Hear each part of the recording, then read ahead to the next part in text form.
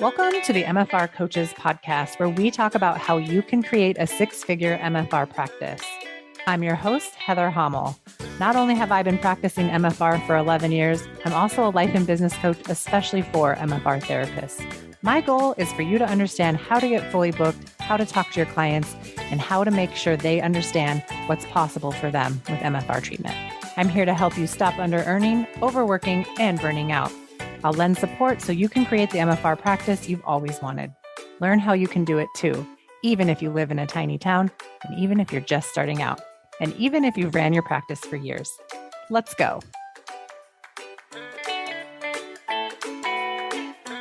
Hey, everybody, and welcome back to another episode of the MFR Coaches podcast. I am joined today by Tara Carrington. Tara, why don't you introduce yourself and kind of tell us about what you are doing in your world? Tara is a myofascial release therapist, by the way. So take it away. Thanks, Heather. It's really fun to be here. I am a myofascial release therapist. I'm also an occupational therapist.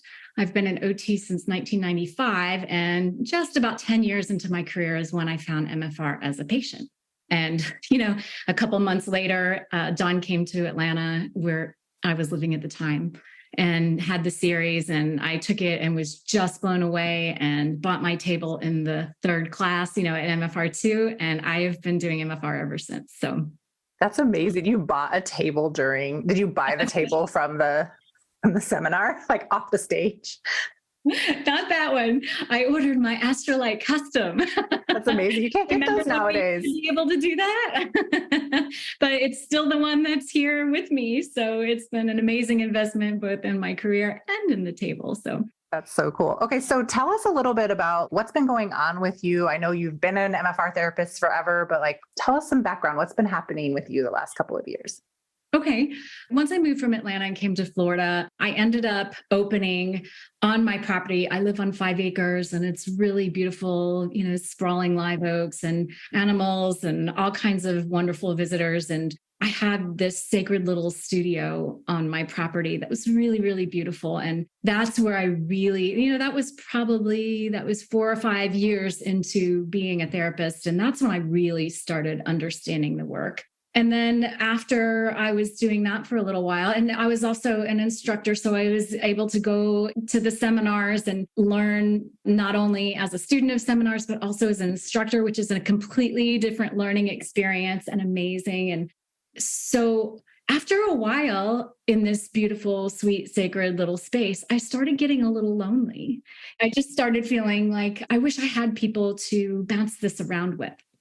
And so at the time, I had been assisting Carol Davis a couple of seminars, and we were having just a glorious time doing that together. I bet you were. I can't even imagine. That's so cool. It was really fun and very much a learning experience. And then one of the times it was in Miami, and one of the other assistants was Craig Cohen, and he has practiced down there in integrated physical therapy. And Carol had retired from her other place and had started working out of Craig's place. And so the three of us just sort of really connected in that time together. And we had lots of people sign up for the seminar discount series, which I always kind of felt like it was a great, gauge of whether people were really loving and getting it. I think we had 25 or something, and I'd never seen that many in one. So we had just this really fun chemistry. And I asked, hey, can I just come down to Miami and play once in a while? And they said, absolutely. And I started doing that. And that turned into, hey, Craig and Carol, would you guys be interested in doing an intensive program here? Because my introduction to myofascial release was as an intensive patient through therapists that were Barnes therapists. That was the way I found it. Okay. That lived in my heart as a really enormously important way to get things done. So we started that. We did that for, I think, 6 years. And then in the midst of that, I actually left my small, sweet, sacred studio here, and I opened up a large clinic here in Sarasota, where I live. And I had some therapists come along with me and started doing programs both here and in Miami. A few months later, COVID hit. That was March 2020, right? And then in April 2020, I was diagnosed with cancer, with stage 3 cancer. And I guess I feel silly saying this, but totally pulled the rug out from underneath me. I mean, of course. diagnosed with cancer would feel that way, but Yeah. I went into a surgery feeling like it was just a quick adhesion that they were going to get rid of. And what they got rid of was a big chunk of my small intestine and 17 tumors and 32 involved lymph nodes. And, it was just a really disorienting kind of. Yeah, that would be shocking. Like in your brain, you're like, I'm going in. Yes, this is serious, but it's just like a little removal of tissue. And then you find out you've had all of these things going on. Right. And as a therapist, I had a few moments of, oh my goodness, how did I not know that was going on in my body? How did I not know that I had stage 3 cancer? Who am I to talk to other people about feeling what's going on in their bodies? But that was just sort of like the immediate kind of shock response. Mm-hmm. After that, I really started to feel into, well, I'd had GI problems for a long time, and I had really done a whole lot to try to wrap my mind and my body and my heart around what was going on there. And really the problem is it's just a very subtle form of cancer. And the other irony about it is that it's neuroendocrine cancer. And our neuroendocrine cells are where our thoughts and emotions become biology, where they become interesting. Yeah. So, that was another sort of slap in the face for me. Like, well, that's what I do all day. Mm-hmm. Mm-hmm. That's what I teach people. That's what I talk about. That's what I try to empower other people to do. And here I was not doing it. But Heather, I was working so hard. I basically had 3 full-time jobs, and that actually involved traveling down to Miami once a month.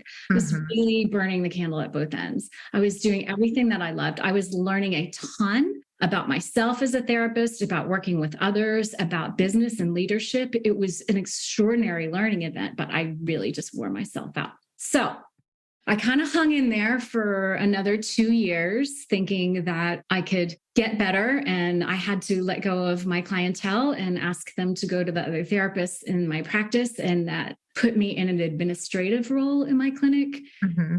And that is not my happy place. Yeah.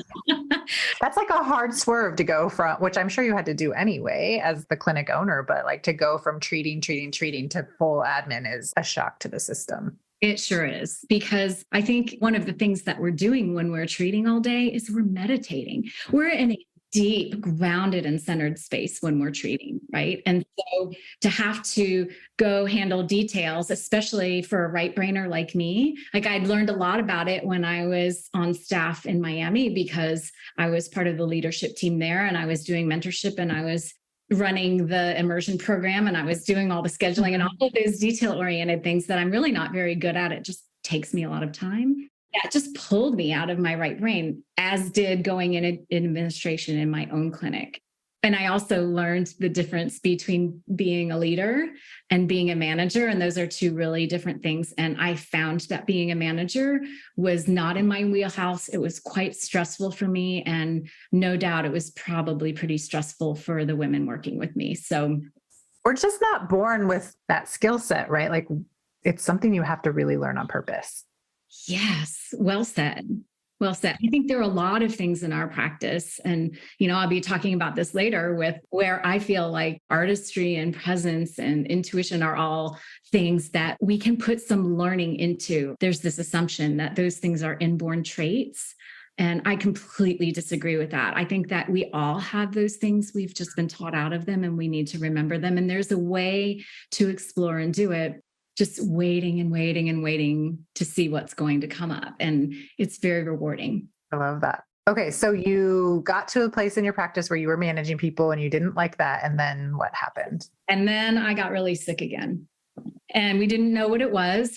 The assumption was that the cancer that was in my small intestine had reached my pancreas. And so I was scheduled for a scan, and just by a miraculous synchronicity, I had my landlord and property managers come in to talk to us, because they were going to be putting a new roof on the building. And, it was going to be like months and months of hammering on the roof. And so they were coming in personally to smooth that over.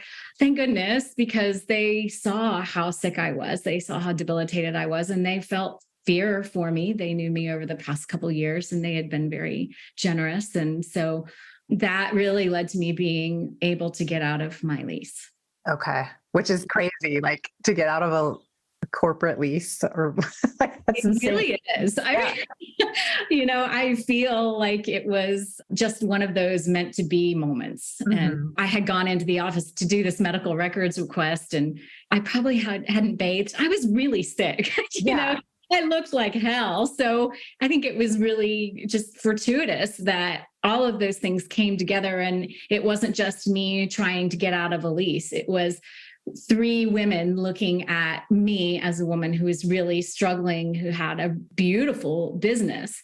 But now I was being faced with this hurdle that I had to take care of myself. Otherwise, the business would go away anyway. So I was able to ask them if I could get out of the lease by framing it in terms of how it would be of mutual benefit, because, the landlord could get a higher lease rate just because the growth in our area is absolutely explosive. So I knew it would be of benefit to her too. And I didn't want charity. And it was just a really beautiful meeting of the minds. And thank goodness I was too sick to be anything other than vulnerable with them. Because if I had to put on a strong face or send that email in a very business-like manner, I don't think I would have gotten the same response. Yeah. It sounds like it was a really like perfect timed human interaction where it's just like you showed up as a human and then the other people in the room were also being human instead of being business, right? Like, because sometimes we make business decisions from a different part of our brain, and sometimes it's not very human.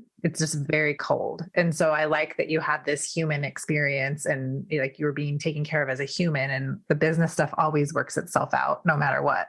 Oh, amen. I believe that too. I think a lot of times, and I've written some blogs that are on my website about the way I was vulnerable, even with my surgeon when I was terrified. And that was the lifeline that I had to hang on to when I had to go do something that was absolutely against everything I'd ever wanted or been taught, to be honest with you. A myofascial release therapist going into surgery has our knowledge about fascia and what it does, our knowledge about what it means to be under anesthesia, but your body is still there experiencing the trauma in real time with all of the sensation. I mean, I'm not sure about you, but I've had people on my table who have had memories of waking up during surgery. So surgery was the very... We're like exposed to like the worst case scenarios all day long, right? You're right. Bad medical outcomes, whatever. So then when we have something happen to us, I think it's really just natural for our brains to go to like, is there such thing as a good experience? Or can I go through this and still be okay? Which I think is a really important point, that the answer is yes. We have all this awareness. We don't have to use the awareness against ourselves. Yes, absolutely. We use the awareness to lead, I think, with vulnerability. Yeah. Because that's what I ended up doing with my surgeon. Like I just sort of, like he said, do you have any questions? We were doing the last minute paperwork and I was so scared, Heather. I was beating myself up because I was trying not to be scared. I knew that I wanted a different outcome. I wanted to go in calm and centered because that would mean I would heal more quickly. And so he's doing the paperwork and he said to me, okay, you have any more questions?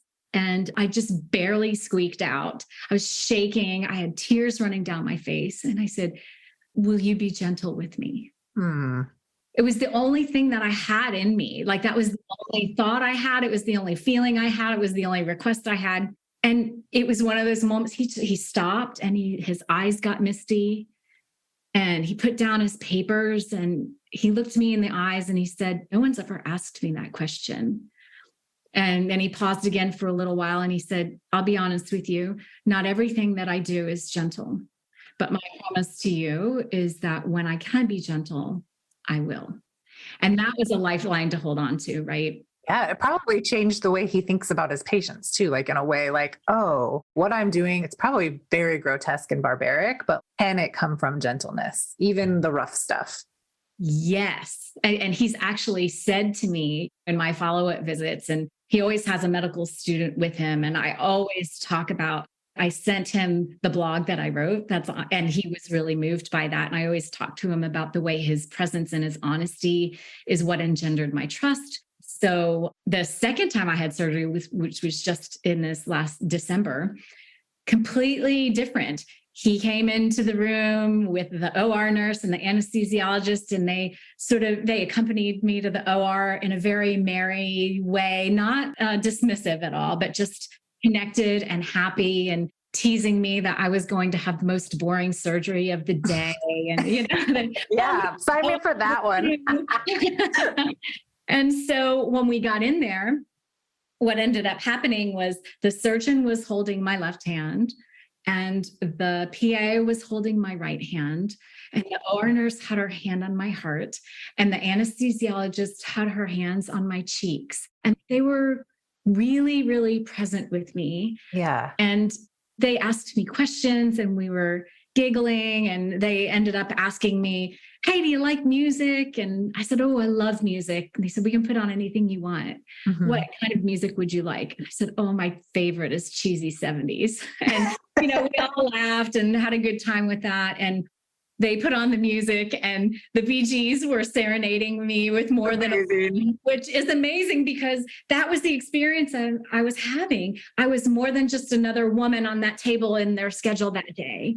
I was Tara in that moment. They were really with me, and they were really working hard to be centered and present and compassionate with me. So this time I went to sleep smiling and laughing and trusting in full. So yes, it definitely changed the way he practiced. And I've heard that from all of my doctors, that my insistence on things like eye contact and talking about emotions and all of the things that we know to be very important with healing has bubbled into the way that they see people, instead of just having one body after another or one label or one illness after another.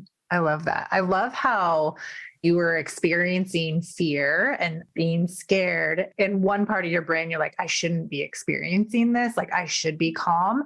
And like allowing for those, like the afraid and the scared, to be just as important as calm and grounded, because there's no such thing really as an emotion that's better than another one, right? Like they're just vibrations that we have in our body, and they all need to be acknowledged. And when we don't, we just have it more. Yes. So. It's really just about being honest. Yeah. It's all just about being honest. Mm-hmm. Yeah. Honesty takes care of a lot of things. It really does. It really does. It really does. Yeah. So long story short, I ended up closing down my clinic. But in that time that I was being a miserable administrator, I had written an online course. Oh, that's amazing. Okay. Tell me about that. Okay.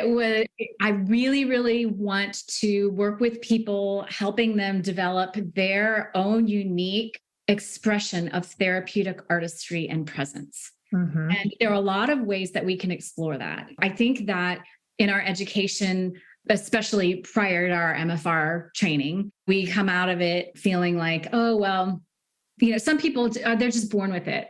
They're just born with it, and they know how to connect, and they're intuitive, and they get all of these messages. And really, that's not true. We all have it. We just need to remember it. We need to give it time, and we need to give it some prompting and exploration. And it's a really beautiful and deep exploration that we can go on. But in a lot of ways, especially people like me who are really, really introverted and very sensitive and deeply empathic, mm-hmm. I think what we tend to do is we go back to the quiet of our treatment rooms and go in this one-on-one setting where we're doing this quiet exploration. Mm-hmm. We don't have anyone to talk to about it, or we don't have a guide that helps us with prompts, with journal prompts or nature meditations, or sketch this out. And so that's the work that I love doing with people. So, and I learned how to do that as an instructor, but really as a study group leader. I mean, a lot of the focus of our study group was really filling in the blanks of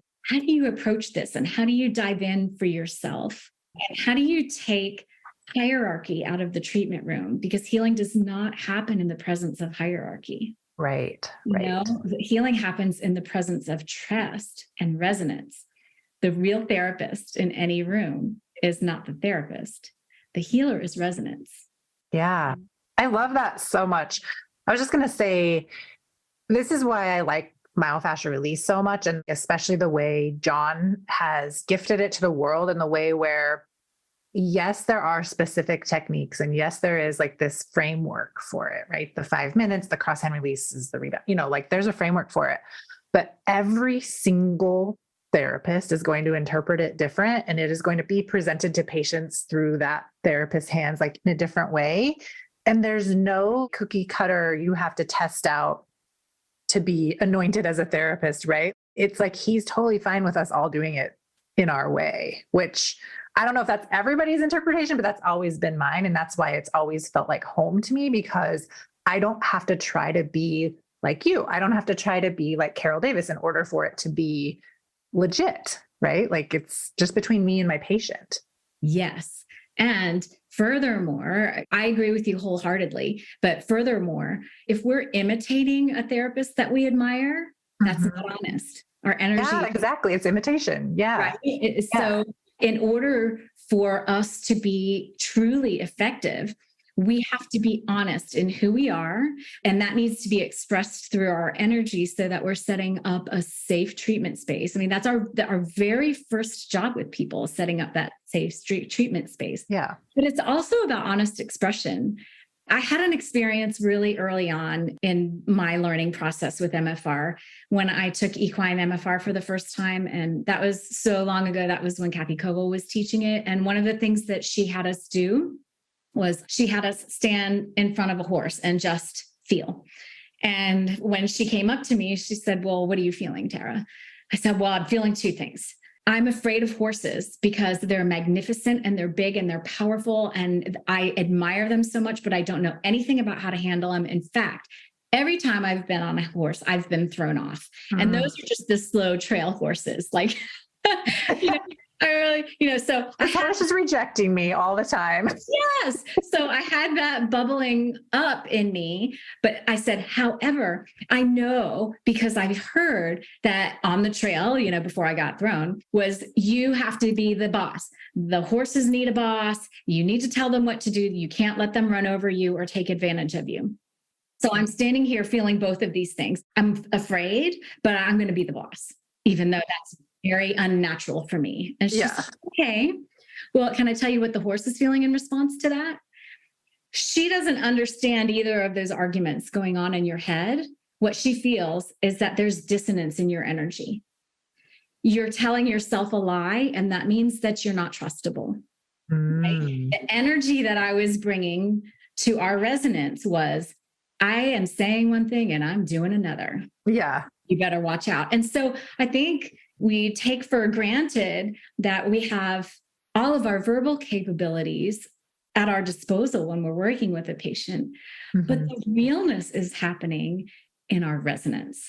And until we dive in and really understand how our treatment sessions have formed our opinions and our energy around what's going on during a session, how our ego is and is not in partnership with us during treatment. And not only during treatment, during scheduling calls, during that initial contact, during those follow-up panic texts when someone's having a healing crisis. Yeah. All of those things. And so we need to be able to come in with really honest energy.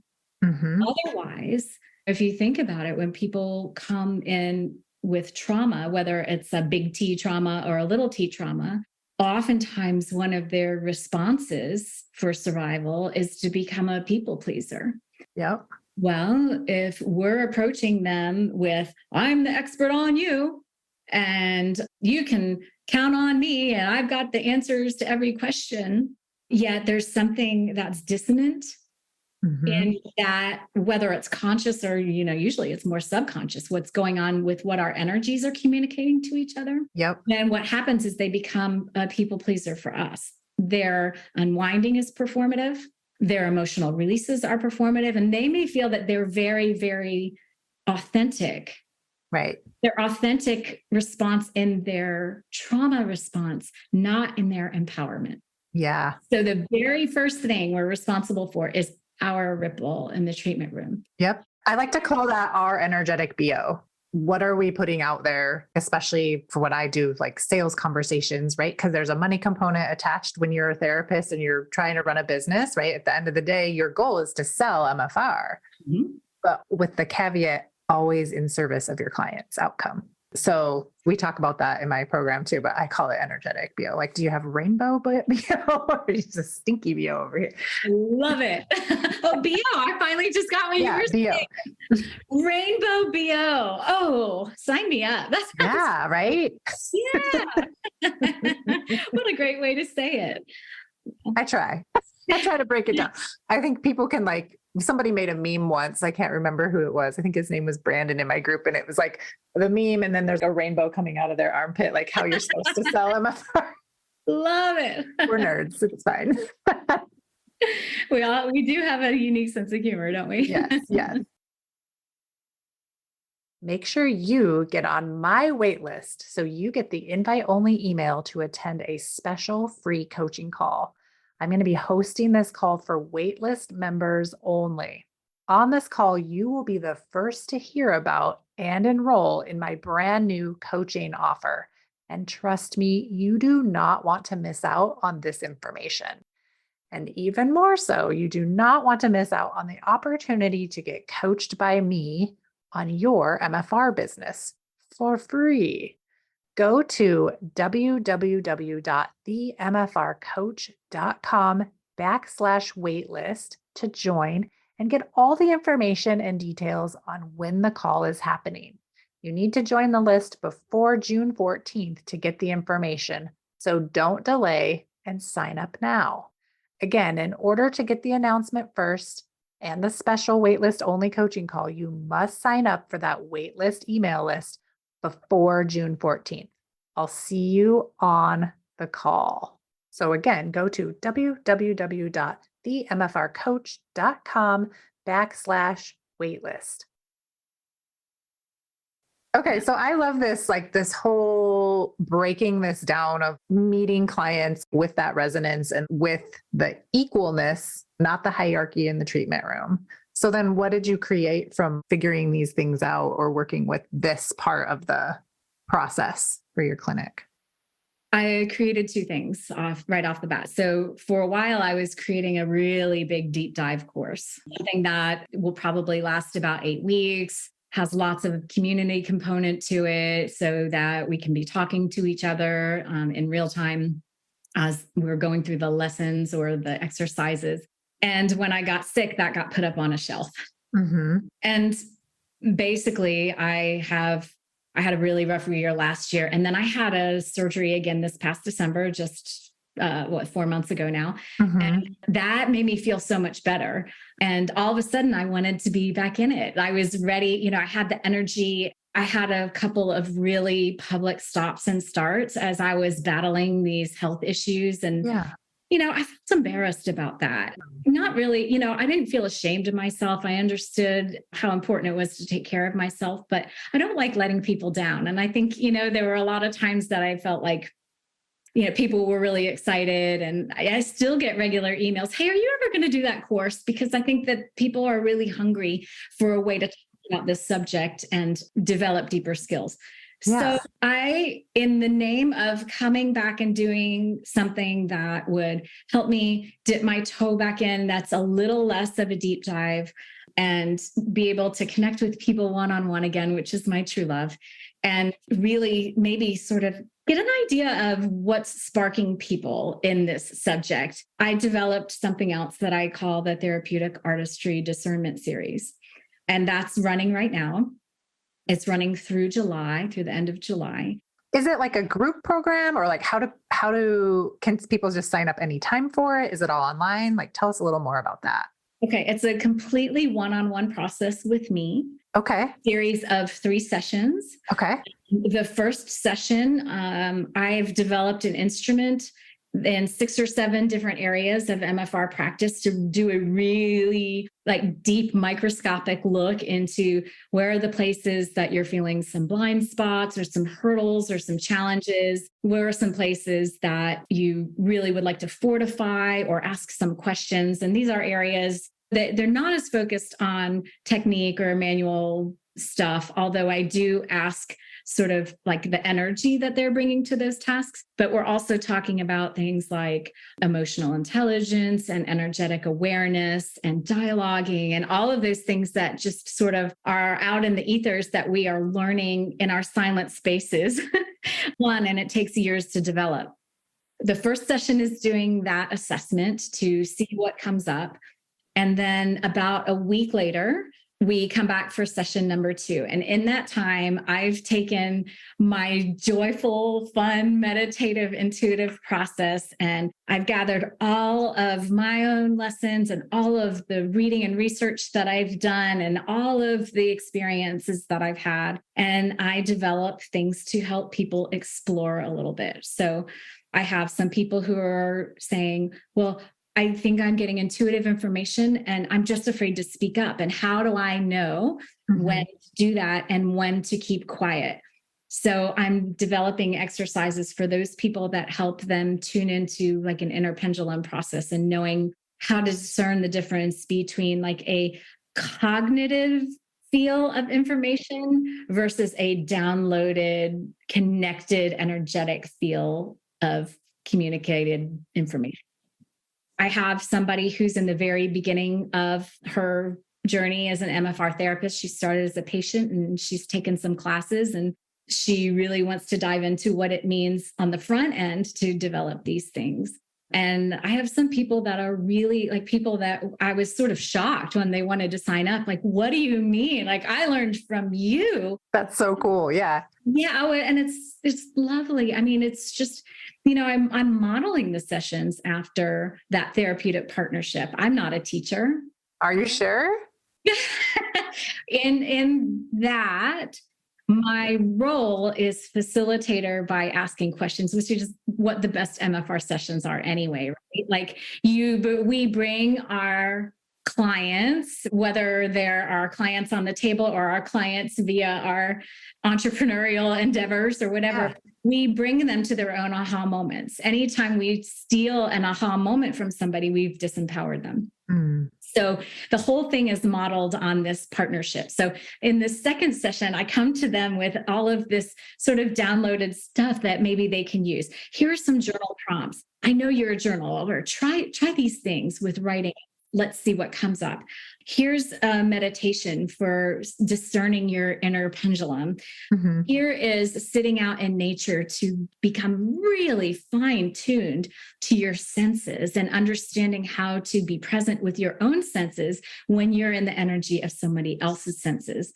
I've got people who I feel like I don't have any intuition. And I have people that say my intuition just bowls me over and I can't stay grounded in a session. Yeah. So I'm doing a lot of exploring in order to go back to the treatment room or go back to their meditation sessions or even take walks in nature or go to their sit spot in nature or whatever it is to really get comfy with feeling those things. And so that's the second session. And then I ask people to schedule their third session 3 to 4 weeks out so that they have time to take those exercises and practices into their lives in and out of the treatment room.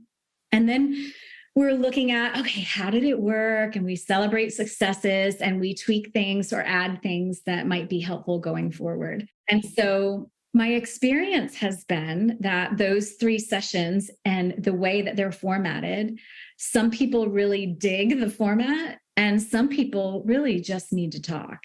They really just need to process what's going on or start even in a more beginner's mind place with who they are on the spectrum of empath, intuitive, psychic. There's a whole spectrum there and how things come to people or, what it means to have like a really calm, seamless treatment session so that what you're doing is imparting really calm, safe energy. Yeah. When it's just easy between you and the client. And exactly. Yeah. I love this so much. And it reminds me a lot of like what I coach people on in my groups is half the time it's business stuff. And the other half, it's like, how do we process through this interaction I had with a client? Right. Or like, I'm feeling really triggered about what they did or said. And how do I still show up for that client the way that I want to show up as a person, as a human, and as a business owner? So Yeah, there's a lot of synergistic, that's the right word, with what you're doing, which is really cool. It's so Really. valuable. It really is. And we don't have to wait around for experience to teach us that stuff. We can dive in and figure out where we're getting in our own way and move closer to helping people heal themselves through love instead of through information and expertise. I know that you have experienced, when you're in class, sometimes you're in class as an instructor and someone walks up to the registration table and you feel, oh, that person's got it, whatever the it is, the it factor, right? And those are the people that are really solid in their presence and also very solid in beginner's mind. And so when they're treating someone, they've set things up with their honest energy in a way that the patient's going to respond. Yeah. Sometimes you get an expert who's taken all of the classes and knows all of the techniques and is doing all the stuff, but that resonance is closer to dissonance. And that's going on behind the scenes and they don't understand. They're putting in all the work. They're doing everything they're supposed to do, but there's something missing. Yeah, that's a big piece missing. And it also contributes to misery in your business, misery in like patient outcomes. Like there's so much misery connected to the dissonance, I think. Yes. It makes everything harder. Yes. And, I think a lot of times when I'm embarking on this deep dive with people about their own ego and places where they're blocked or places where they have a blind spot, and P.S., every single therapist out there has blind spots. Like we're human. And it's like virtually impossible to spot it on your own all times, right? It's just not possible. I would submit always instead of virtually impossible. It's always impossible. We need each other to do that because there's a reason it's a blind spot. We need compassionate leadership into that blind spot. Thank goodness all of us have a lot of friends that can help us do that. So your program, like, would you say it's like a coaching program? Are you doing like one-on-one coaching with these people or is there a group component to it? And how long is it? How does it work? Okay. So, it's funny. I sort of think of it as coaching. All of the ways that I learned how to create the offer were all via coaching examples, but I think of it more as mentorship at this point. And I'm not sure really what the difference is, but the mentorship is part of my work that I've absolutely loved. So I think it's just because I connect with that word better. So the way it works, it's at 3 sessions. And again, we schedule the first session and then a week or 2 later, we have the second session where I introduce the practices. And then 3 or 4 weeks later, we have our third session where we review it. How is it going and see what we can or need to tweak. Okay. And then what can people that take your program, what can they expect to have as an outcome when they're done with you at that final session? They can expect to have custom, like truly bespoke exercises based on what it is that they're trying to deepen in their practice. I'm listening to them the way an MFR therapist listens to their own clients, right? So I'm diving in really deep with that. And so these are such deep practices that even though the series is only 3 sessions, what my hope is that I'm providing something that somebody can take into their practice for months to come so that they're really learning more about themselves and what energy they bring to the treatment room. There have been several people who have said, I want more than 3 sessions.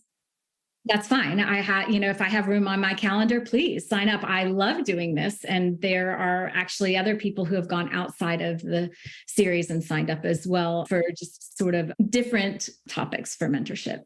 Okay, awesome. So would you say people come to you, they're like a little bit insecure about how they're showing up in the treatment room. And then by the time they're done working with you, they enter the treatment room feeling really grounded and connected, like more of a connection to their client, and whatever, like the client shows, like whatever interaction happens, they're more able to just be with whatever is happening. Do you say that's like one of the outcomes? That's definitely the hope for the outcome. I think this is one of the areas that we're constantly working on as therapists because we change and grow right alongside of our clientele. Yeah. And so having a way that we can move in, whether I'm giving people who are journaling, I'm giving them journal prompts for self-exploration, and we can take cues from that and start a journaling practice. And so we're never really done And we're never really fully 100% grounded and secure in all of our sessions. I've been doing this for 20 years now, and I still get jitters sometimes for an initial eval. And it's not jitters because I don't know what to do. It's jitters because I want to do a good job, right? So having a way to check in with myself has been life-saving. And that's what I want to help other therapists have. I have a way of tuning into my feelings and being very honest about what I'm bringing into the session, because that's what my patient needs first, no matter what. Because everything else after that, the channel's open for it. So yes, it gives the therapists tools to continually check in and reassess what's going on internally, bringing the ego into partnership because it's in the room. Yeah. I think all of these practices that say you need to be devoid of ego, that's so unrealistic. I mean, just in my personal opinion. I know. Where do you put it? Like, I just tuck it in a little. Right. So, ego is there to protect us. And so there are ways that we're trying to protect ourselves in the treatment room because we want to do a good job, or because we would feel ashamed if we can't answer a question. And so we've got to be in partnership with our ego as we go in and say, I hear you. I know that voice. I know this feeling. Thank you for trying to protect me. And now we're going to move on. Yeah. Like, thanks for coming. I'm just like, you're going to be over there for a little while. Yeah. Yes. I love that so much. Where can people find out more information or sign up with you? I have an information page on my website. So they can go to taracarrington.com/discernment, and that will take them to this page for the Discernment series. There's also a lot on my website that people can go to my blogs. I have a presence and practice survey that people can take. I have a little freebie for some intuitive practices there. So there are a couple of ways that you can engage on my website. But if someone wants to do any discernment or mentorship, whether it's in that format or not, just write to me, Tara@taracarrington.com. Awesome. That's your email. That's my email. And I will send a link for my calendar to schedule. So at this point, I'm booked through May, and I have room for probably 2 more people in June and July. Awesome. Okay. So depending on when this airs, you guys will have to go to her website and check it out and sign up do you do like a consultation, or they should contact you through email if they have questions before booking an appointment? They can contact me by email to schedule just sort of a discovery call.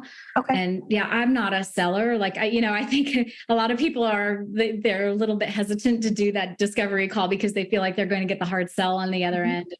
I'm just at the point in my career where I know that if I have to start convincing somebody of the value of this, then really it's not the time yet. So it's truly is this a good match kind of call. So they can schedule that, and they can write to me and ask if they're more comfortable with writing than talking. I'm here. I'm pretty available. I really love talking with people one-on-one, however that is.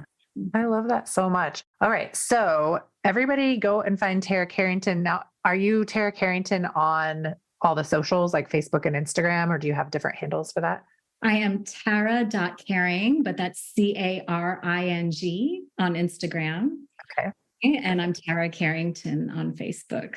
Okay, perfect. So go and like and follow her for more information and just to be blessed with her wisdom and whatever she shares with us on the internet, which would be pretty cool. And also go check out her website. And that's TaraCarrington.com.